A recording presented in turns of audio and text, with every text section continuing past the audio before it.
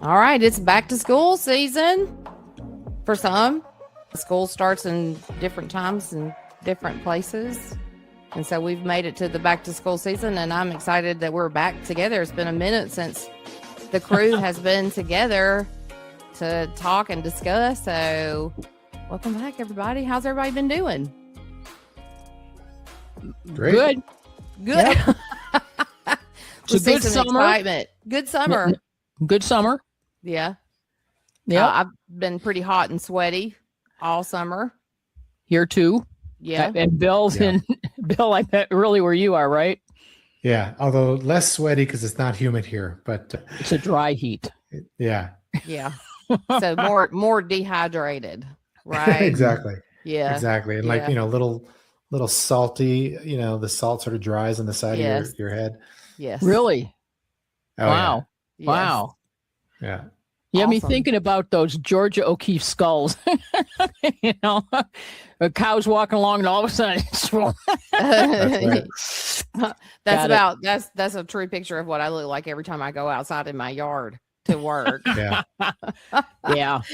Well, we produce maple syrup and we managed to choose the hottest day of the year to be cooking syrup. Oh, wow. So far, 90 degrees in the barn. And we were just like, oh, well, at least it's shade. Yeah. Yes. Yeah. Your syrup has become our late night snack treat. We've been making strawberry Eggo waffles and using your syrup. That's our little nighttime snack around here. So we've been enjoying it immensely. That's a goodness. Yeah. It's a I goodness. was at a restaurant the other day. My sister ordered pancakes and the waitress said, "Do you want regular syrup or real maple syrup?" And we're from New England. We're like, is there a choice? Like, how is that even a choice? Like, who would ever choose the fake stuff? Yeah. I think people do, right? If you haven't experienced real syrup, then maybe you don't know what you're missing. And some people actually prefer the taste of the not maple syrup, even after they have it, which is kind of interesting to me. But yeah, it's all good. It's all good. We've put together some of our favorite data words, and we're going to share those. And then we also want to talk a little bit about mindset shift because, as Bill says, I think I wrote this down. There is a nonstop, never-ending need for mindset shift, per Bill Shander. So I think we're going to break that down today. We'll do that at the end of our episode. We're going to start out with our favorite data words. So at Think Data, they've asked me to put together my favorite data words for social media content because, it's a beast. You have to constantly be feeding it. And so I've been collecting some of my favorite words to put out there. And to start the conversation, my first word that I put out was normalization. And that word is my favorite because I have been able to help people unlock things if they could understand normalization. And so when I learned that if I could teach normalization, I could open up the doorway to other things, it became one of my favorite data words. So I love the hard way, because when you don't have a well-normalized database, all the pain that you experience when that's the case, right? Knowledge so I think power. it's a great word.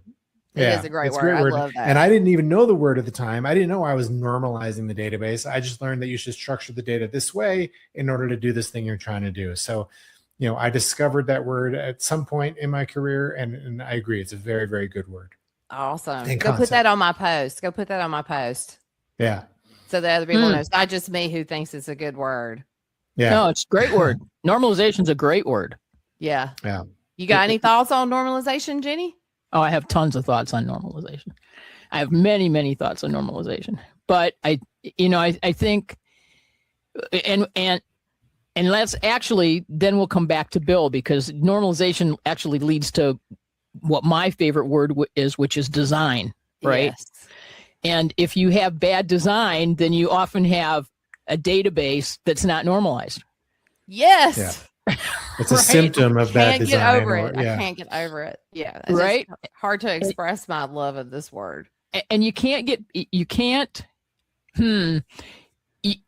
shouldn't say this. This is not true. you can actually write enough code to make up for a lack of normalization, but you really wish you hadn't. Correct. That is true. I've done watched it. I've watched people do it. It's like, and just so not everything can you code your way out of, right? So for me, I think that, and maybe normalization is a subset or a skill that's necessary for good design. Maybe it's one of the primary skills that's necessary for good design. I believe Because if your data is not normalized, you're and you write all that code and then anything changes and you get to rewrite all the code. So I guess if your goal is to have a permanent job for yourself as a coding consultant, that works. But if your goal is to have something that's maintainable as you go along, then design has to include normalization. So I would double down on normalization and add good database design, of which normalization is a primary component, because there's other stuff you can get wrong. You can get your data types wrong, right? Yeah, but if you get your normalization wrong, like it downstream plagues everybody. But like for a standard data analyst, we may not need to know how to apply like normalization, but we need to understand it enough, because that's how we understand the back end of somebody else's design, is how they normalize those tables or didn't over normalize those tables. Because there's a I was thing, about right? to say, oh God, right? You can over normalize. Go for it, Bill. yeah. I mean, I was going to say that, and Ginny, you mentioned this. I can't remember when you were talking about the mindset shift or when we were talking about this part of the conversation earlier. But yeah, there are times where I will intentionally make a mistake. I will design a database that it's wrong from a normalization standpoint. But for this application, for this purpose, for today, doing it that way is just easier, faster, and will result in more maintainable code. And it's not the majority of the time, but occasionally the wrong answer is the right answer, even with normalization. That's cool. Yeah, good. And then you would document the heck out of that, right? 100%. Because here you made a choice, and the last thing you want when you've spent all of the time making that choice that's not a typical choice, but is the correct choice in this instance, is somebody comes in behind you and the first thing they do is undo all that good thinking, because they haven't experienced the problems that drove you to denormalize part of that database. That's right. Yeah. Right. So I guess I would put as another word document, because you walk into products that somebody developed and now that somebody is gone. Right. And it's, can you be the person who helps fix this? Right. Yeah. And they might have left because they no longer wanted to maintain that monstrosity. Right. You just inherited. It's your lucky day. Well, I'll give you a real example. Like I just did for the neighborhood that I live in, they were using an Excel spreadsheet to manage the directory. And it was formatted, so it was easy to read, but it was really kind of a pain to work in. No one knew which they had the most current version, et cetera. So I was like, hey, why don't we put this thing online? And so, Robin, you'll love this. I used Lovable. I think I told you about that, and made it very quickly and easily. It was wonderful. But the person who was going to be maintaining the data, in addition to me, I was nervous about the maintainability of the data source, never mind the code. And so I wanted to just dumb down, simplify the data structure. And I did it in completely ass backwards way. Like, there's, it's not a relational thing with, multiple tables, which it should be from a technical standpoint. It's just rows. And even like the way I structure the columns, it's just all wrong. It's not normalized whatsoever, but it means I should be able to maintain the data more easily. So for that purpose, it was the right choice. And, sometimes you just got to do it and it's okay. And I had to have her sit down with her to talk about why. Even for her, there were a couple of weird decisions that I had to explain. So essentially documenting so that we can manage this thing down the road. That's awesome. Yeah. So let's jump to that next data word. Yeah. Correlation. I love the word correlation for multiple reasons. Number one, when you think about what data analytics is, what kinds of questions are you tending to try to answer? Well, why is this thing happening? What's going on? And very frequently, the subtext of that is this correlates to that. And so you're not literally always looking for correlation. Obviously, sometimes it's a trend, sometimes it's a different type of a thing. But even a trend is as time passes, that correlates with this thing occurring. So it's kind of always about correlation if you go philosophically deep enough, I think. Yeah, So for that reason, I love correlation.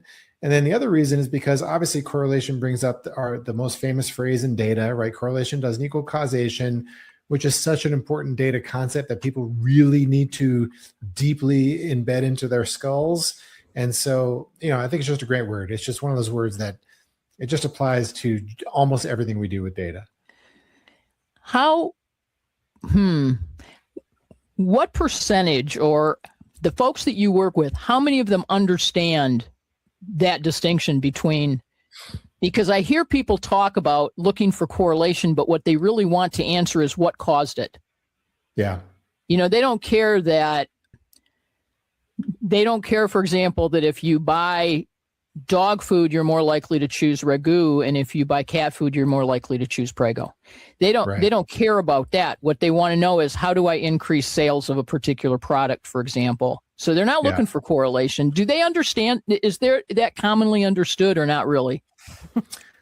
I don't think so. I mean, that's why we have to constantly remind our clients and the people we work with that correlation does not equal causation.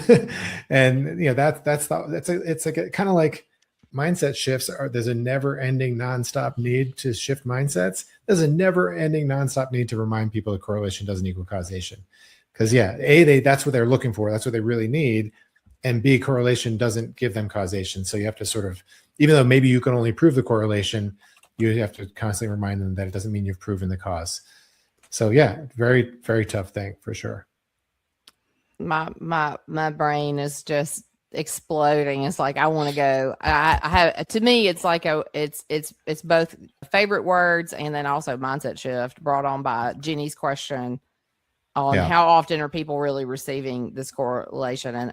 And immediately my brain went to just a week or so ago, I was in a conversation and one of their analysts said, well, I have this finding, and when I look at it, it's statistically significant. So my brain goes, right? Like, let's discuss this. Yeah. Leadership goes, oh yeah, we don't care about that.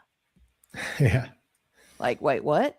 And so I realized in that moment, it's not that leader didn't really care about that. It's that leader didn't understand what that analyst was trying to express by saying it's statistically significant. Those are such critical words. And if they don't understand why that's important in a meeting, then I find it hard to believe that correlation will do anything for them, because they don't know how to test the correlation to see if it was coincidence or not. Yeah. Right. So just brain blew up. And by the way, we should do either another episode or add on to this one of least favorite words. Like, I'll throw a p-value out there immediately, Yes. Like, who cares? It's a good one. It's a good one. Yeah. It just depends on who cares? what world no one you're understands in. it. Yeah. No. Well, I think the reason why nobody cares is because that's what we lead with, right? Like the p-value is like, well, tell me why that matters, right? So again, that's a good, least favorite words. We're doing that episode. All right. I'll make a note. Okay. I like that one. Okay. How about least favorite words and concepts? One of my favorite things about correlation is spurious correlations. That website, I love that. I think everybody should take a look at that. It really helps drive home that things can seemingly look related. Bill, do you ever use that site?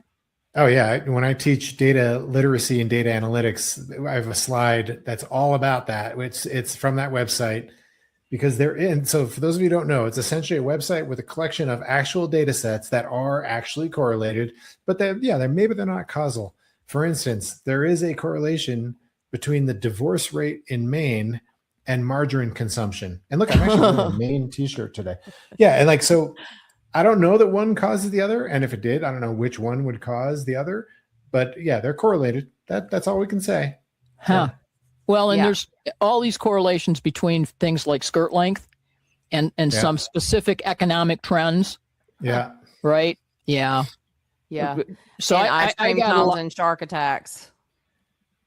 Say that again. Ice cream cones and shark attacks. Yeah. what's the ice cream cone value? I can't even remember.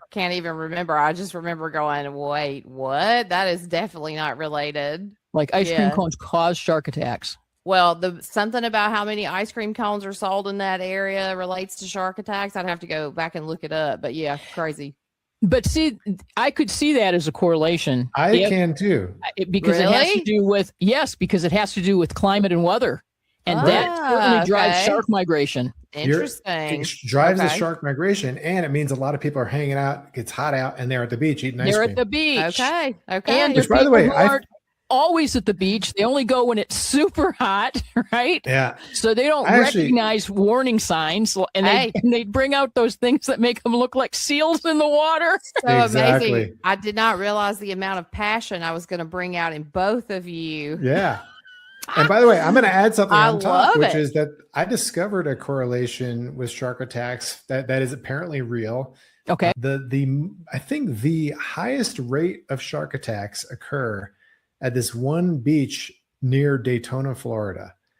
And the reason, I think, as I understand it, is because there's like an inlet there, essentially like a river that empties out. And it's where like that, the two different temperatures of water meet, or like the fresh water, if it is fresh, and the salty water meets. And for some reason, just sharks actually just go bananas there. They love it.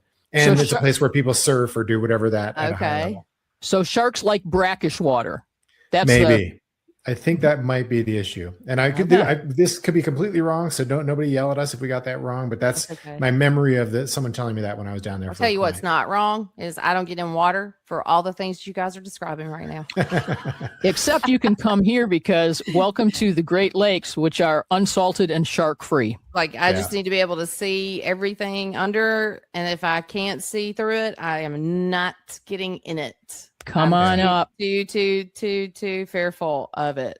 Come on up. Beautiful crystalline lakes. I went kayaking twice this week. All good. No, that's amazing. Okay, now that I would definitely do. So we've talked about normalization. You briefly mentioned your favorite word. We outed Bill's word of correlation. And Jenny, you really your word was design.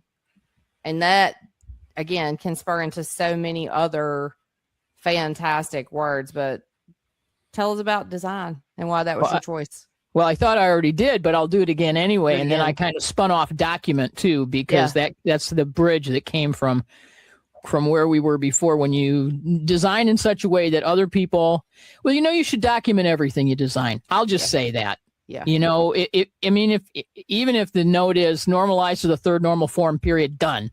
Right. Whatever it is, you should have some documentation that indicates that there was some thoughtfulness behind the design, because lacking documentation, I assume non-professionalism. I'll just say that too.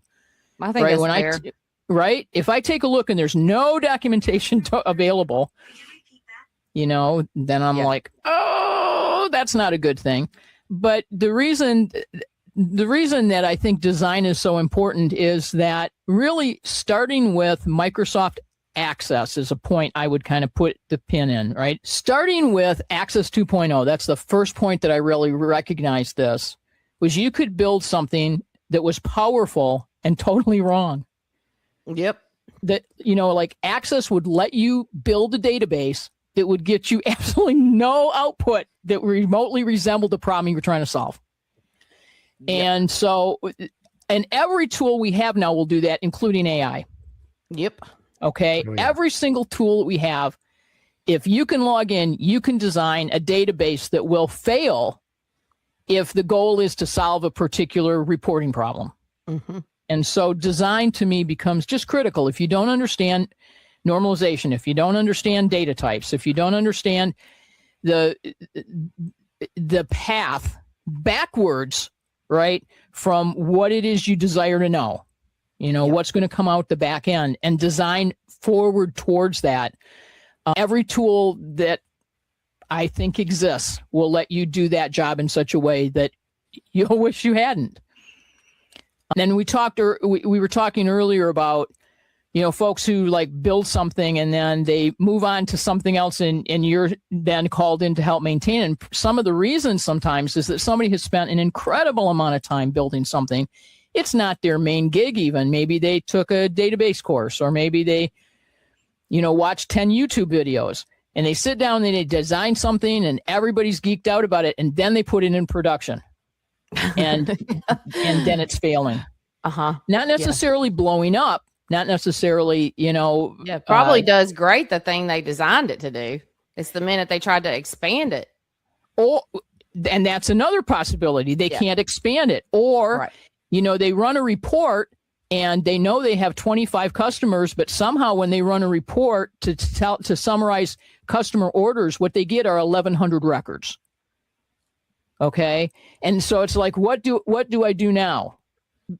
For me, it's the fact that design is something that you really have to understand. It's not a hard thing to understand. It's not something that you have to get an advanced degree to understand. It's something you can understand in a matter of hours. You can really deeply understand design and never second guess yourself after that. Correct. The problem is that products will let you do the design without you second guessing yourself in the first place. So right. I'm kind of a design nut, and I'm passionate about it, but a lot of the work I did early in my career was because people did this. Yes. I my spent whole career was built off this. That's right. Coming in and cleaning up other people's bad database design. Yeah. Well, it'll write this report, but we need this report. And you get in there, it's like, oh yeah, I know why it's not. Yeah. Yep. I particularly like words like design because one word opens up all the decisions that are about to face you. Like, did they follow relational design? How did they design this? And the answer in pursuing these questions like tells you a lot about what you're about to face at work. I think one thing that I try to help people understand is like, I'm not trying to grow you up to be a designer.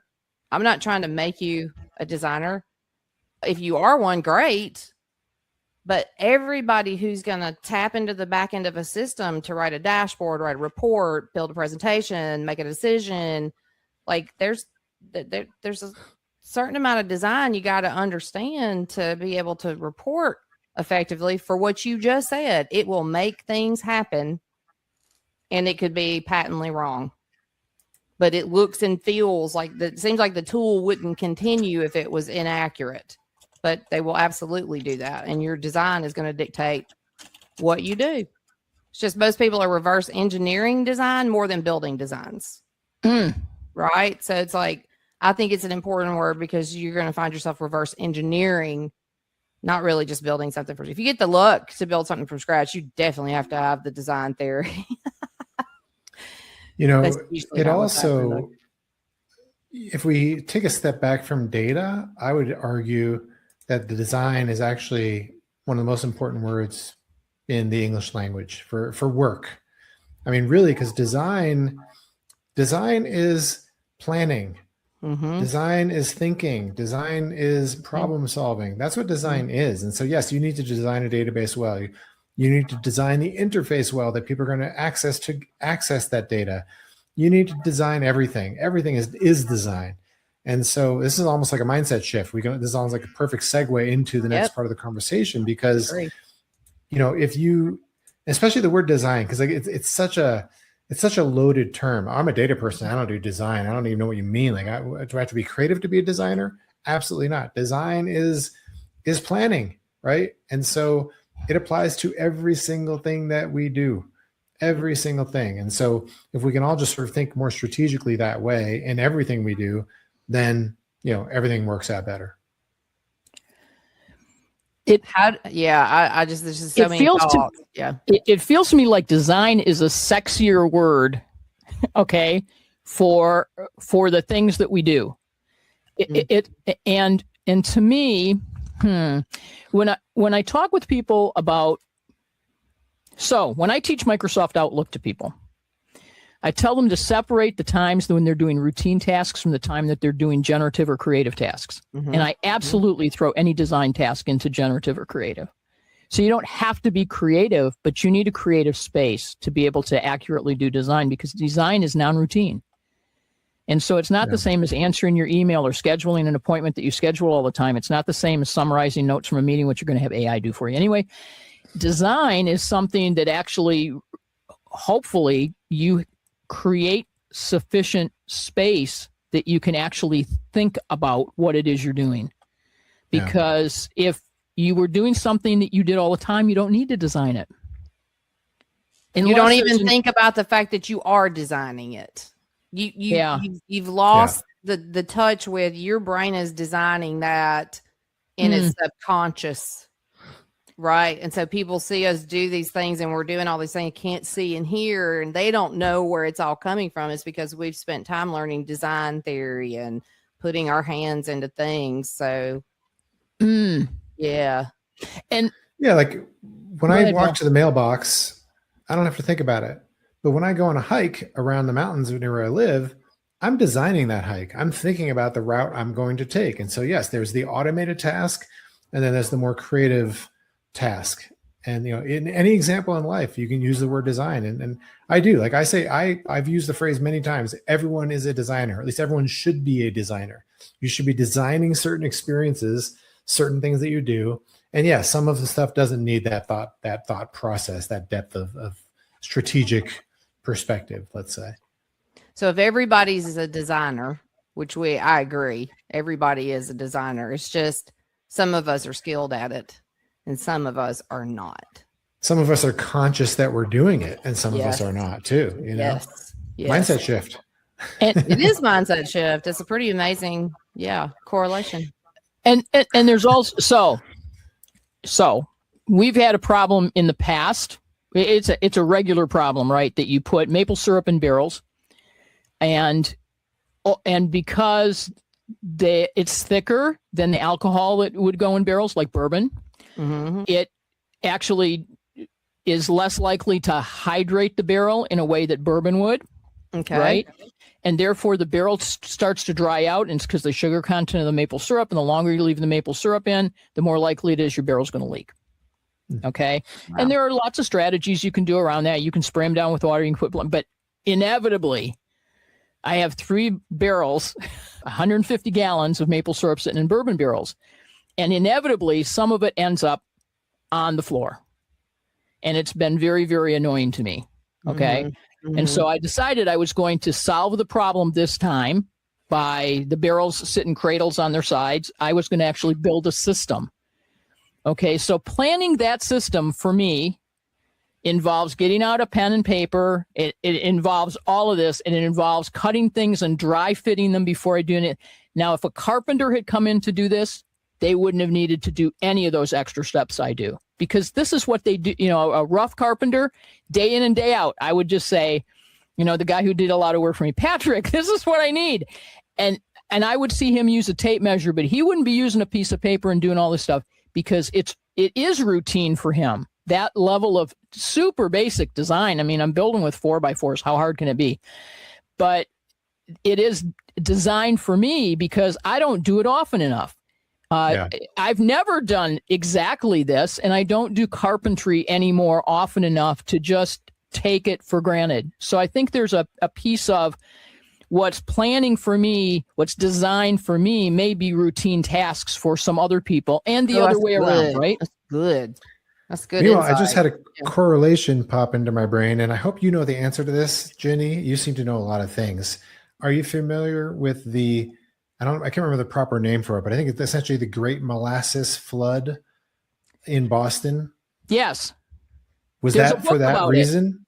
Yeah, there's a lot. Yeah, for those of you who don't know, there's a giant molasses barrel in Boston, like the size of a building, and it leaked, and it literally was like a rush of a flood of molasses, and dozens or hundreds of people were killed. I mean, it was a horrific, really bad situation back in like 1800 sometime, I think, or maybe turn of the century. And was that because of what you just described, Jenny? Was that like, do you have any idea? Is that why the thing what caused it? Or? Yeah. It feels to me like there had to have been some connection between those two things, because I believe at that time they would still have been using wood. I know there's a book about it. I know it was published by Beacon Press in Boston, but I can't remember the name of the book. It was published maybe 12 or 13 years ago about the Great Molasses Flood. Okay. I bet it's something flawed in the design. Yeah. or in Definitely. the maintenance. I mean, it's just like Right. everything's fine for 6 months, everything's fine for however long, and then all of a sudden one day it's not fine anymore. Yeah. Right. And isn't that the case with so many things we build? Right. Yes. The circumstances change. I'm reading this book, The Johnstown Flood, which is something I've heard of. I know that this thing happened, a flood in Johnstown, but I never Yes. knew the story behind it. And very similar, like catastrophic failure more on the maintenance side than on the Yes. design side, probably. Yeah. I had a friend who actually grew up whose parents were involved, a friend much older than me, but a friend whose parents lost siblings. Both of them lost siblings in that flood. How Wow. about that? You know, there was like, and I wondered afterwards, isn't it weird? Like the two people happen to not be, but I think what happens is you come back, you know, you're not there when it happens and you come back and there's a cohesion around the community. And Yeah. they've been hit, and Johnson had been hit twice more since then, right? Pennsylvania. Wow. But for different reasons. And if you want to have like a bad day and you live near water, just look up the number of bridges and dams that we have that actually have expired by decades that haven't been kept up. Wow. Okay. So I'm going to take us back to mindset shift, especially around the idea of design. Things fail, things age out. Right. And they have to, like, when they age out, they have to be modernized with the design. Right. Like, so when you said that design word is a word for all things, I really actually believe you're absolutely right. Like, if we were to do root cause analysis, pretty much everything's going to come back down to somewhere in the design. Right. So when you don't think of yourself as a designer, like what will we tell our followers about how to build their design game? And in my mind, if you're dealing with databases and systems and data analysis, you're going to learn about relational database design. You will need to understand. So what are some other areas people can kind of study so they can start shifting their mindset around the word design? Any other thoughts on that? I mean, I think, this gets to my initial statement about mindset shift, which is that there's a constant, never ending need for mindset shift. And therefore, what I mean by that is that the biggest, most important lesson that we all need to learn, whether you're talking about database design or anything else, dam design, for example, is that the default response, the default plan, the default request from a stakeholder, however you want to phrase it or look at it, should always, always, always be assumed to maybe be wrong. So in other words, we're going to design the dam this way because that's how we always do it.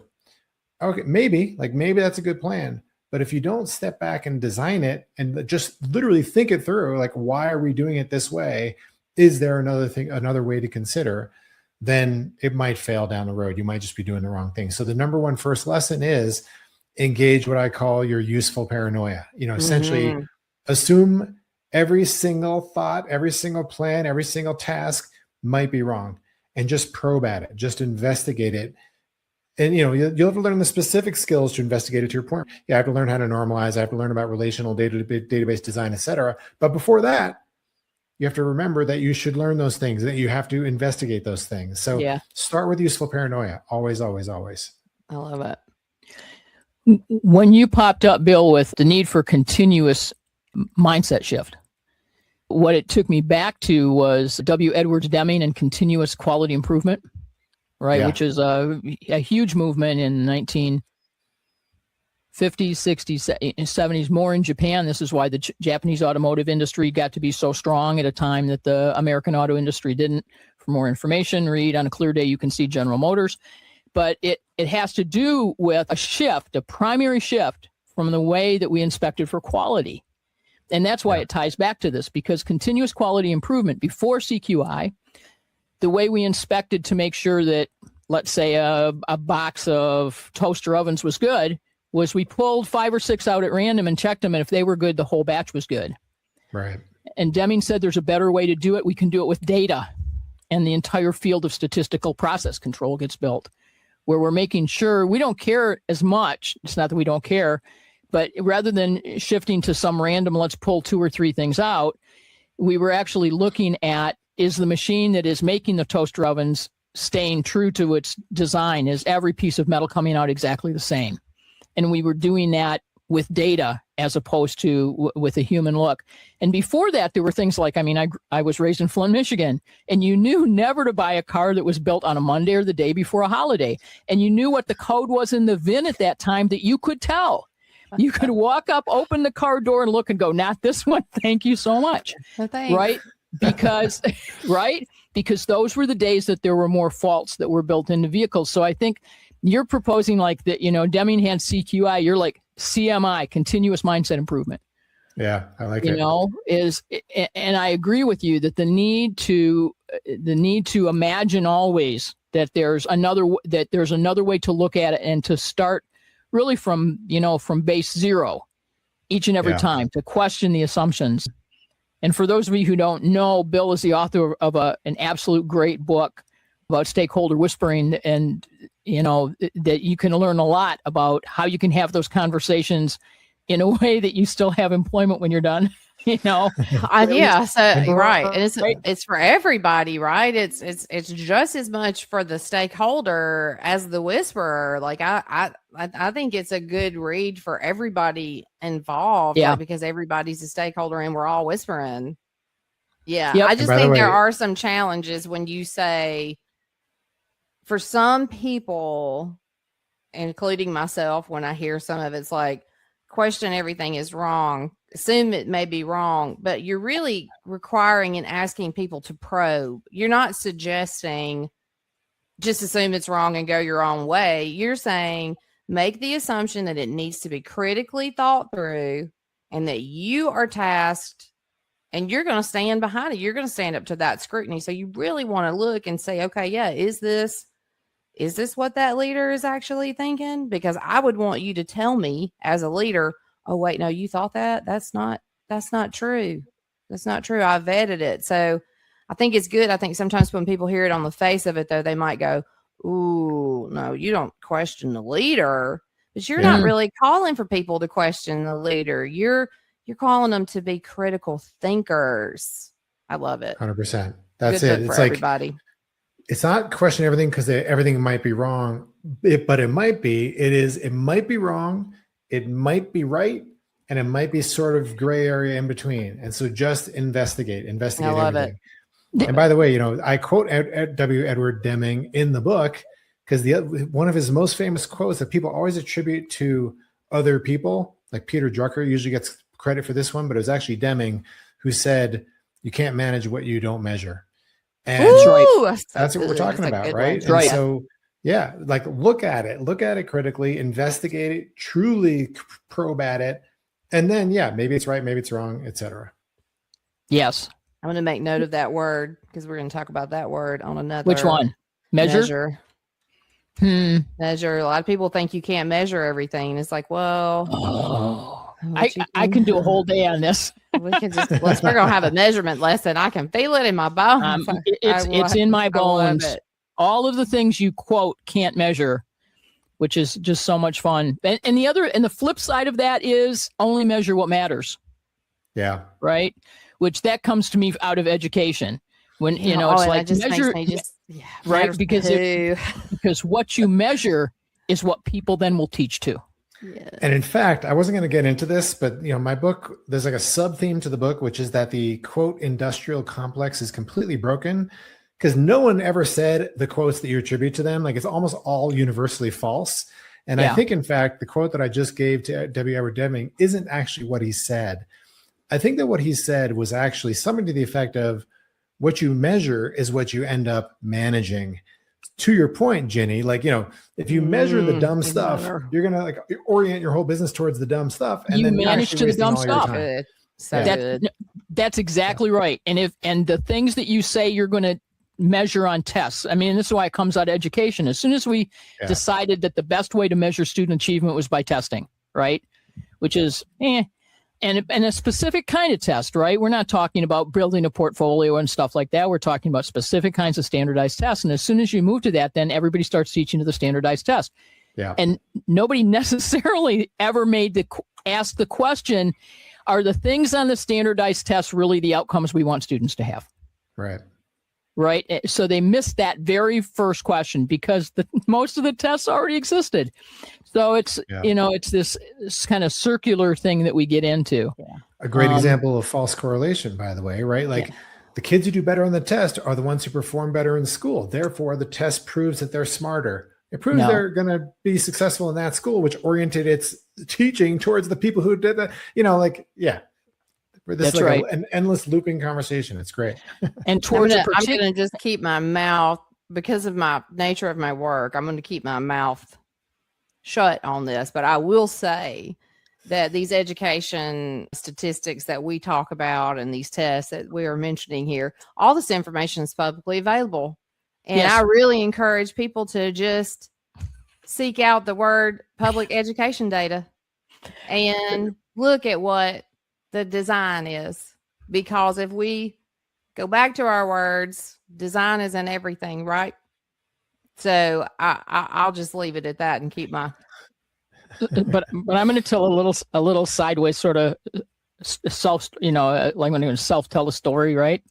So I had a new client that I was pretty excited about. I will not mention the client and I will not mention their location. But what they want to do is they wanted to do some work in Excel, particularly around charting.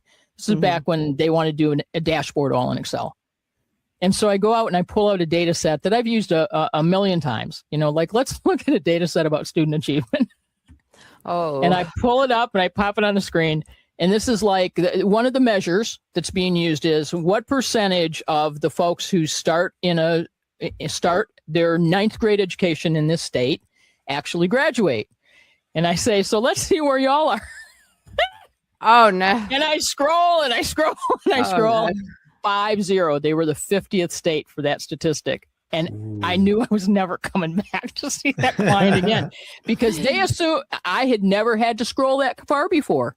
I actually didn't even know where they were or why. Yeah. And it's like, and I'm like, to continue.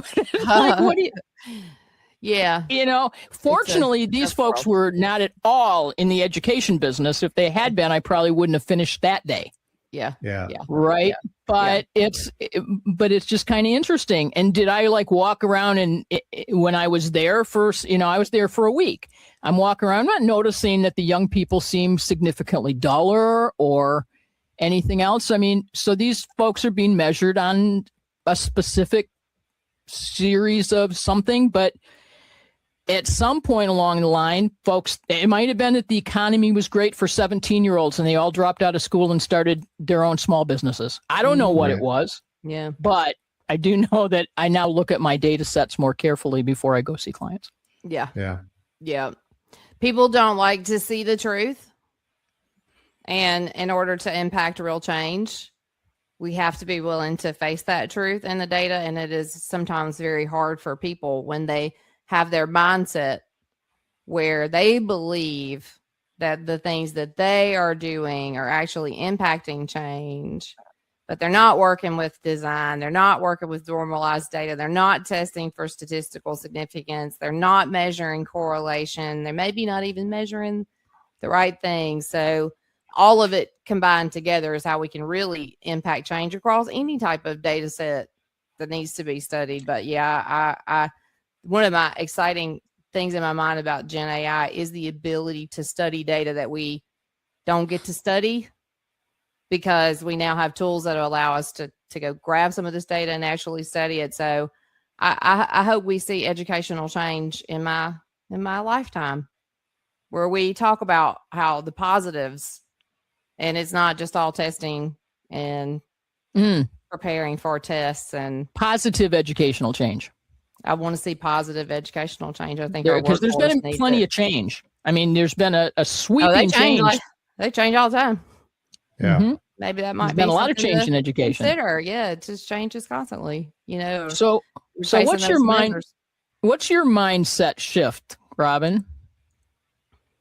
So yeah, when I was thinking about the episode and thinking about mindset shift, I just was really just deeply thinking about what are some of the moments that I hit where I realize I'm about to face either my mindset has to shift or I'm going to have to make the case for the person on the other side, their mindset to shift. And for me, it's the data governance conversation. So when I think about being faced with the situation of adjusting mindset, it's usually beginning with me when we discuss data governance. When an organization looks at me like they don't understand what I'm talking about, I know I'm about to be in it thick because I got to start at the beginning. When they think they have a data governance strategy, but we start to see holes in it, and we talk about data governance, like, you know, how fiercely they protect it when the whole goal, like if it was working super great, like we wouldn't be having maybe some of these conversations, but those are really hard to have with a customer you're trying to protect, you know. So usually when I'm presented with mindset shift, the thing that comes to mind most dramatically is in data governance. Which goes right back to your point before that people don't like bad news. And that's never good news in any company because no one has really nailed data governance almost. No. And some people don't try. I mean, there's it's sort of like the security through obscurity. Mm-hmm. Yeah. Somebody else's problem. Yeah. You know, or having conversations with sort of mid-sized companies or folks in the not-for-profit sector. And it's like, but you do maintain databases of things that people would want to steal and would find important. Yes. And it's like, yeah, nobody's going to look at us. Yeah. You know, it's like, they look at me, they look at me like, do you really think we're like that big? And it's like, I'm saying, like little things, there are little tiny improvements you could make. But one of them is realizing that there's almost no data right now there's no good data that is worthless right now. Right. Because if your data is available and then this other organization's data is available and these folks' data is available, now there's some real data that's worth selling. Now we start putting them all together. Yeah. So you're going to wish you taught your people to join data while the hackers are joining it. That's right. You know, so they've joined your data already better than your people have. Train your people. Yeah. You know, you'd like in a perfect world or a more perfect business setting, we'd be making some of the investments we make around data governance, around public relations work, around all of these things before we were in the newspaper. Before, you know, we eroded all brand confidence. That's right. But it's so much easier to make the sale afterwards because you don't have to make the case. Yeah. I think what happens to me, if I'm being really honest, is like I know the majority of the problems that people are bringing to me to solve are solved by initially starting with, let's get a handle on data governance, right? Like I can just solve a lot of problems in an organization if I can get them to be open to the idea of governing their data. And really what's fascinating to me is they're like, they have ideas that maybe they don't need it, and it's like, well, but you already have it. You just don't have it documented and you don't have it under control. It's actually governing you and you don't even know it. Yeah. So yeah, that's pretty triggering for me, but it's really out of desire for people to learn how to framework up their processes and back to design. I was about to say that's design again, for sure. It's back to design. It's about security design and governance design. Yeah. And sometimes it's about cheapness. I mean, I'll be clear. It's so hard. If your organization does not invest in technology for employees and ask them to use their own PCs at home, you know what I mean? Like there's a piece like we save money. We don't provide PCs for our people because they've all got them, or they can use stuff on their phones, their own phones. What do you know about their phones? It's like, and there's this piece of, we don't have to worry about it. And it's like, until the day you do. Yeah. And, you know, I know a company who has data that is mission critical to their business and is highly, what's the word? It's very private data. It's the data that should not be out in the world. Okay. And it is sitting on a server with deprecated OS and deprecated PHP and software that was written like 14 years ago. This is like and it's connected to the internet on the internet. This is a web-based application. Wow. You asked for it. No security updates for like 4 or 5 years. Like this thing is the most vulnerable thing out there. And every year I just send them an email saying, I think it's time to rebuild this thing or retire this thing. And, and it's purely about, cheapness and the struggle that it would be to actually rebuild this thing. Sure. But yeah, I mean, it's definitely security by obscurity, and it's 100%, you got no choice anymore. Someday some bot is going to discover the server and it's going to be really, really bad. You're toast. And there it is. And there's the difference. It doesn't even have to be a hacker looking. It just has to be somebody clicking a button, sending it out and seeing what comes back. And it's like, oh, that's tasty and easy. There's automated bots out there searching for vulnerable servers at all times, right? That's right. And as soon as one gets exploited, they publish out, here's the exploitation, and they all unite. Okay, well, guys, I know Bill has a hard stop, so we got to get out of here for this episode. But this has been super fun. I hope we can come back together again and talk about some more fun data words, and hopefully everybody who's following us can learn something new after this episode. So we'll go ahead and end it here. Say bye, everybody. Bye, everybody. See you next time.